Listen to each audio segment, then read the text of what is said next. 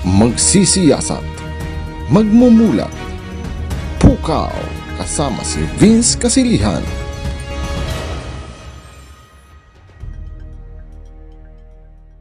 Mga kababayan, talagang nakakagalit itong sitwasyong ito. Pero itong usapin ng tip of the iceberg lang kasi itong problemang ito ng flood control projects na yan. Ang dami talagang mga kutsabahan sa mga politiko. Pero pasok tayo dito ngayon sa pag-postpone ng barangay at SK election ngayon pong taon.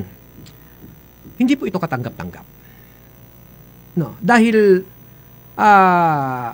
dapat ngayong November ay mag-e-election. Dapat ngayong December, ngayong taon mag-e-election na. Pero ililipat ito next year sa Nobyembre.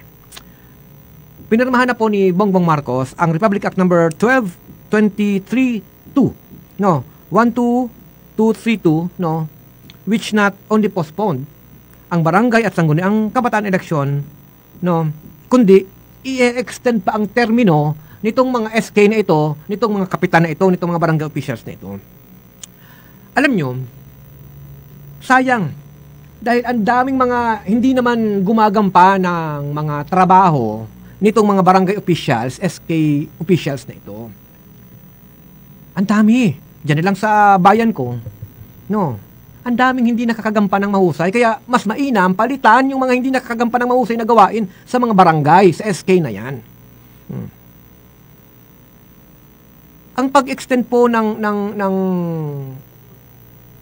kanilang termino ay hindi ho katanggap-tanggap. Dahil ang daming mga hindi nga kapable. Walang nagagawa. Puro lang, wala. Talagang kwan.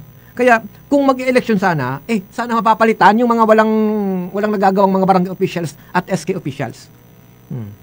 Dahil kapag ganito ho ang nangyari, baka gawin na din ng ibang mga opisyal ng gobyerno na mag-extend din ang kanilang termino. Kasi nga na-extend yung termino din ng mga barangay at SK officials O bakit hindi i-extend din yung termino ng mga congressman at mga senador at ng marami silang mga kulimbat na kwarta? Di ba ga? Kaya sa ganitong sitwasyon, hindi nalalayong pwedeng hilingin din nitong mga lokal na opisyal, national officials na mag-extend din ang kanilang termino.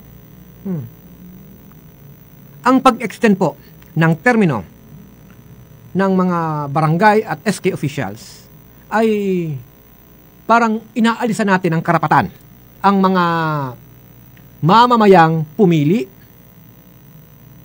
maghanap ng panibagong muka na magpapatakbo sa barangay at sa SK. At matanggal yung mga non-performing officials, yung mga walang ginagawa ng mga opisyales. Alam nyo, ang daming nangyayari niyan. And besides, nagiging daan din kasi siya ng mga politiko, ginagamit, pinupunduhan itong mga barangay officials, SK officials dito. Ginagamit nila yan sa eleksyon. Malinaw yan, tinatarago nga ni. Ang eleksyon sana ay nagbibigay sa atin ng pagkakataon na palitan, mapaalis yung mga opisyal na non-performing, yung mga hindi nagtatrabaho at wala namang nagagawa at walang kaalam-alam. At syempre, yung merong link sa korupsyon at inaabuso ang kanilang posisyon. And doon din sa mga dinastiya. Ito din po ay eleksyon, ito din po ay paraan sana na matigil itong mga dinastiya. Biruin mo sa Senado, ilan ang magkakapatid? Dito na lang sa Camarines Sur, ilan din ang mag-aama. And even dito po sa mga nasa baba. Kaya nga dapat pirmahan itong anti-dynasty law na ito. Dapat suportahan po ng mga mamamayan yung mga independenteng kandidatong may utak, may alam, marunong ipanindigan ang mga tao. Hindi yung porke nakalinyada dito kay Pilato, kahit sala, yun ang gagawin. Di ba? Yan yung nangyayari sa ngayon. Yan yung katotohanan. Yan ang katotohanan. Kaya nga, nung mga nakaraan may mga kapitan na hindi sinuportahan kahit nahusay na politiko Hindi sinuportahan dahil may nauna nang nagbibigay sa kanila ng pondo noong eleksyon, noong barangay eleksyon. Pinupunduhan yan. binibigyan niya ng malaking pondo. At kahit pa sa Liga election, may pondo yan, ang laki ng binibigay ng mga pera dyan sa mga politikong yan, nagbabarayadan nga ni. Kahit pa sa SK.